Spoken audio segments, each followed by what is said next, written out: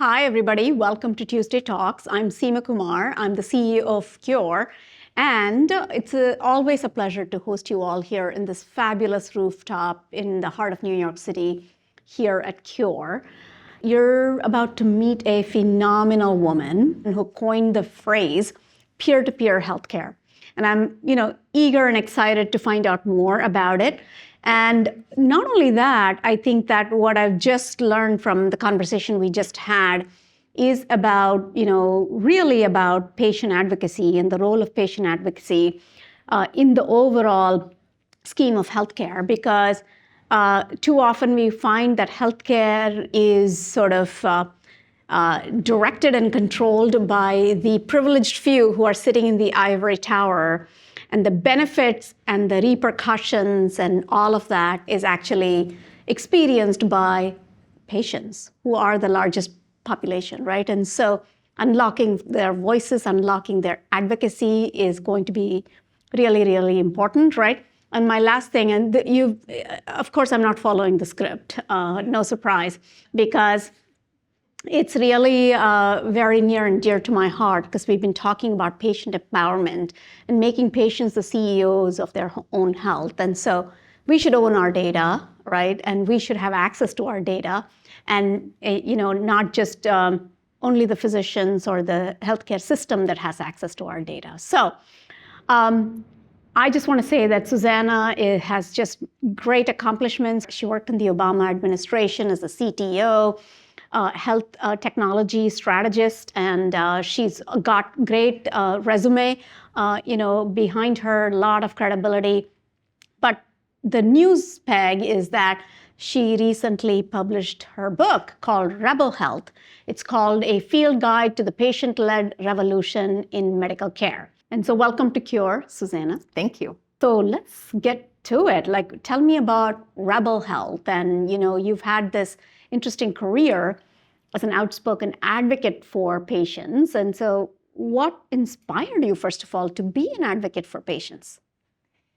So about 20 years ago, I was a researcher. I worked at the Pew Research Center, and I was assigned to look at the social impact of the internet on the United States.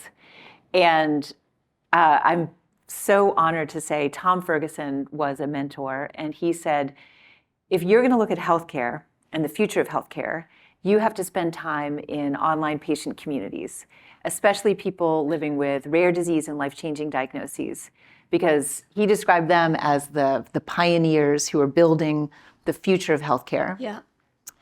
And what I realized as I did this work is that I had this amazing privilege to spend time with patients and survivors and caregivers, and start to notice how when they get knocked down, they make a choice. Mm-hmm. Some people decide to just keep going along the conveyor belt of healthcare, and other people say, no, I'm going to take action. Mm-hmm. And I became intrigued by the people who take action. But then as I got invited into higher level conversations about healthcare, I realized that a lot of corporate executives, a lot of people in policymaking circles had not had that experience that I've had. And so I wrote this book to introduce two powerful groups of people: patients, survivors, and caregivers who are creating change, and people with access to mainstream resources, the leaders who don't know what a lot of people in this room know, and that is patients are stepping into their power thanks to the internet, thanks to open access to data, mm-hmm. and we need that to heal healthcare. Absolutely. I mean, and we've seen success stories of this, right? HIV, it was actually, not only did they change and, take charge of their own lives, HIV patients, but they changed the whole, system of regulatory. There was regulatory reform, right? Priority review, and based on, biomarkers, based on phase 2 trials and accelerated clinical trials, access to experimental therapies, so many things. Similarly, in breast cancer, the advocacy in breast cancer has been great. I want to talk a little bit about startups, right? Because we have a whole community of startup entrepreneurs who are looking for new ideas, gaps in the ecosystem that they could use, as a way to kind of do good, but also create a company. So, any advice you have for them? How can they prioritize patient care in this approach of rebel health? Thank you for asking that question. I'm so excited to talk about it because one of the groups of people that I was really thinking about as I looked back at 20 years of field notes and saw this mega trend and how it's transforming things, what I saw is that there's unfortunately so much suffering that is happening outside the view of mainstream healthcare. And it's difficult to express it except to say that suffering is also opportunity. Yeah. And there's an opportunity to improve care. There's an opportunity to create treatments for conditions and diseases that have been forgotten. There's an opportunity to build on the work that has been done before. You were mentioning HIV and the ACT UP activists and the National Breast Cancer Coalition, which I talk about in the book. What's amazing to see is when a radical health movement creates something new and it moves into the mainstream. That's where startups can really look for these emerging trends in patient-led groups and help them, to give them the resources. What I'll also say is it's not good enough anymore to have one or two patients who advise you. You actually need to involve patients at every step of your business if you are in healthcare. And that's what also happened in the HIV era, right? Right from the get-go, HIV patients were involved in the design of the clinical trials. And that was sort of a game-changing kind of a thing. And you need to sort of do that right from end to end, right? One thing I'll mention, sort of in this notion of startups, is during COVID-19, that's what happened. Is we realized that communities of color were completely missed in terms of all of the COVID care, and that there were 6 cities in the United States deeply impacted, by COVID-19 more than any other place around. Whether it was testing, whether it was awareness, whether it was diagnosis, whether it was treatment, vaccines, what have you. And so that led to many startups actually starting mobile health clinics, starting ways to create this advocacy for patients. So I am looking forward to where this revolution is going to take us, and to many more startups actually focusing on this. So, you claim that there are, like, in this sort of patient-led revolutions, there are 4 archetypes. So describe those 4 archetypes. What are they? Sure. When I started looking at this, I thought that I would be talking about a pipeline of innovation. And what I realized was more powerful was to talk about the actors, the people who were creating the change. So the first type of people that you'll meet when you join the patient-led revolution, and I hope everyone joins the patient-led revolution, the first type are seekers. Seekers are people who are not getting the answers that they need. They're not getting the information that they want. And so they go and find out. They go out on the hunt for information. The second group are networkers. And they're the most visible. Often when I talk about the patient-led revolution, people think of networkers because they're the people who can't help but learn in community. They form Facebook groups. They create hashtags on Twitter. They gather resources, and they also disseminate the best of the resources that they find. The third group are solvers. Solvers are people who will attack a problem. If something's not working for them, they'll take it apart and put it back together again, whether it's an assistive device, a medical device, or a system. And the fourth group is champions. Champions are people who have access to mainstream resources like funding, regulatory guidance, access to labs, access to materials. And they will spot a patient-led group and fast track that innovation by giving them access to resources. It's great because, you need all four types, I'm guessing, right? You need the Facebook types, who are sort of forming these networks, because then you build up that support from the ground up. You need champions from the top down who are just saying, okay, I see this problem that I haven't had visibility to coming in front of me, and I'm going to break all the barriers and, bushwhack through and show the path. And you need solvers and you need seekers. You need all four types, I'm guessing. How successful has sort of patient-led revolutions been? And what is this Diabetes Rebel Alliance that you talk about? Why is it such a good example? So you're exactly right. Depending on the problem that you're trying to solve, you might want to either become or recruit to your team a seeker, a networker, a solver, or a champion. And in this diabetes space, they really represent the full stack of the patient-led revolution. Diabetes requires not only high-level medical intervention, but also behavior change. And so it's an area of healthcare that has long been acknowledged that peer-to-peer healthcare is very important and very strong. The other area actually is in mental health and recovery. So those are areas where there's both online and offline support for behavior change. Seekers in the diabetes community who are frustrated, who feel like they're not getting answers, they'll go out and look for information and bring it back. Networkers will disseminate it. The diabetes online community is incredibly strong. The story that I love to tell about solvers,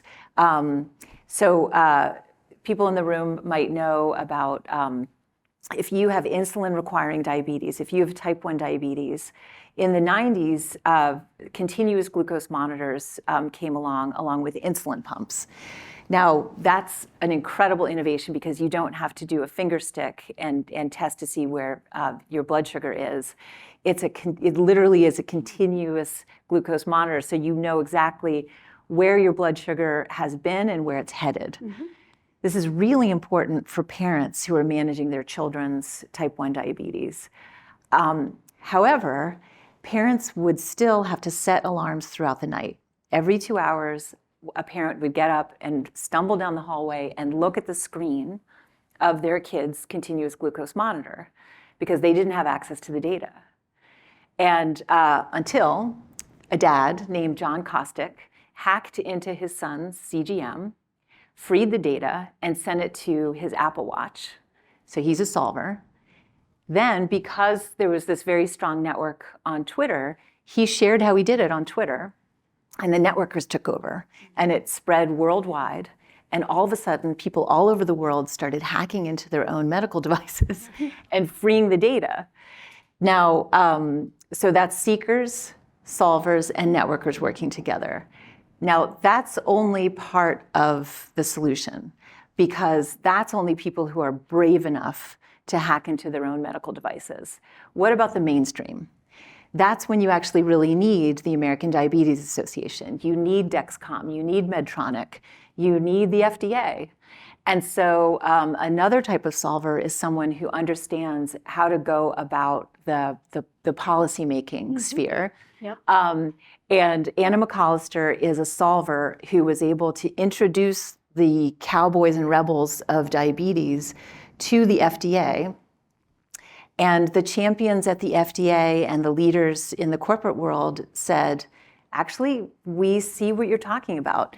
They had really been ignoring all of the patients asking for this until the Rebel Alliance of Diabetes forced them to acknowledge that patients deserve access to the data that's generated by their own bodies.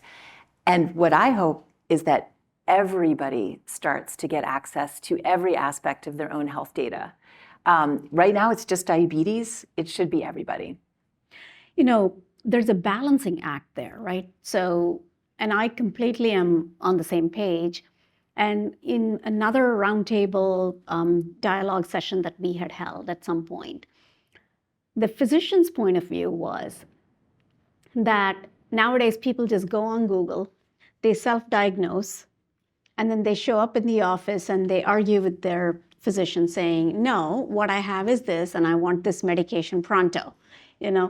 And so then the physician is like, okay, my years and years of medical training versus, you just Googling or asking ChatGPT, and you're coming in here and you want me to prescribe. So there's like two different, There's a tension. There's a tension.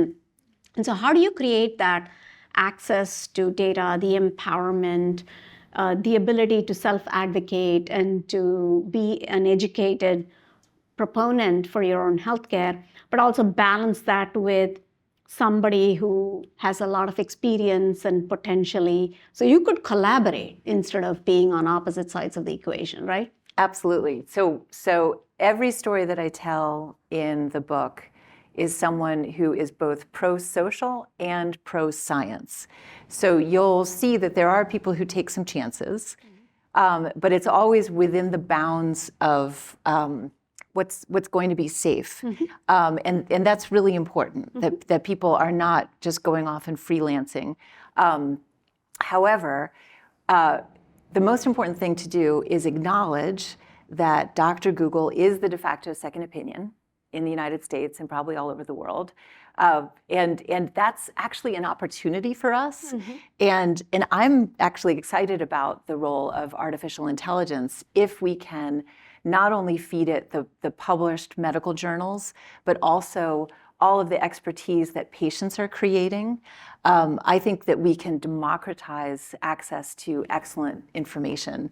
And one thing that I talk about is how important it is if a doctor is frustrated to maybe help someone connect to a great peer-to-peer community, to help them, for example, spell the condition and acknowledge, I know you're going to go home and Google this, so why don't I help you to figure out where you should be looking for information?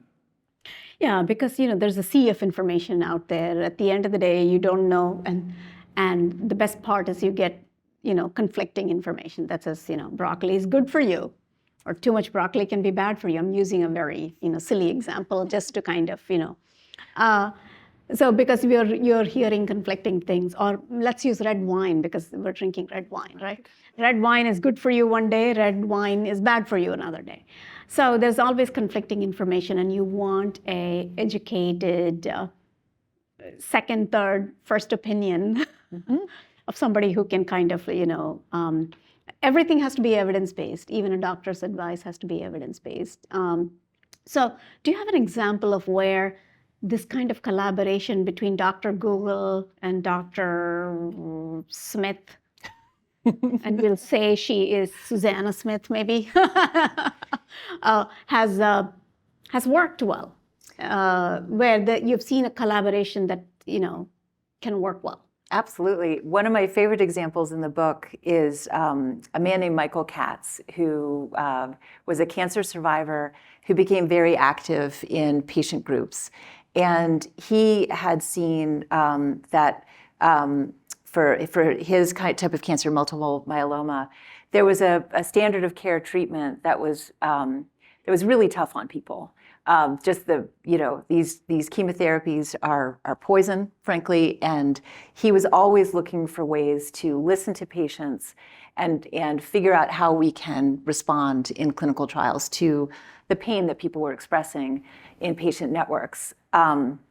He was a patient representative on a scientific group, and what was really wonderful is that so he was somebody who was a networker, who gathered the information from fellow patients.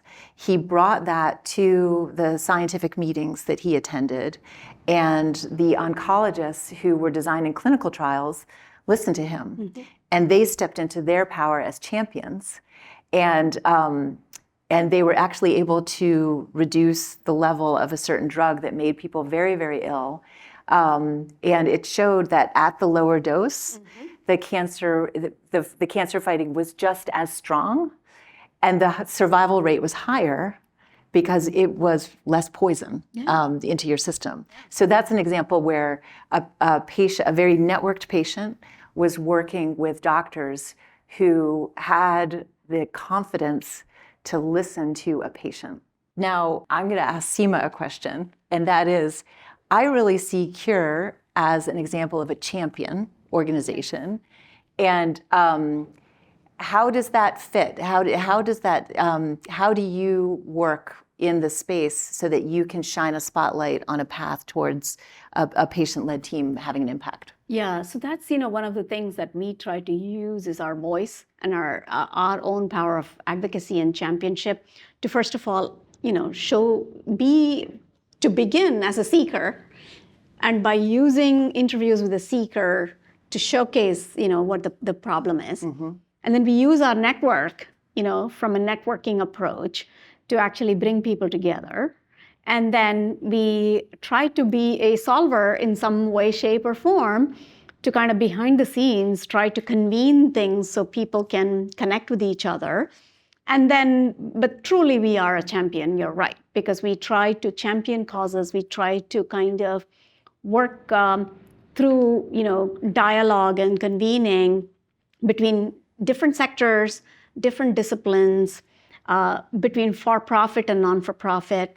And also through our innovation challenges, we inspire entrepreneurs to take up the challenge and come up with solutions and be solvers.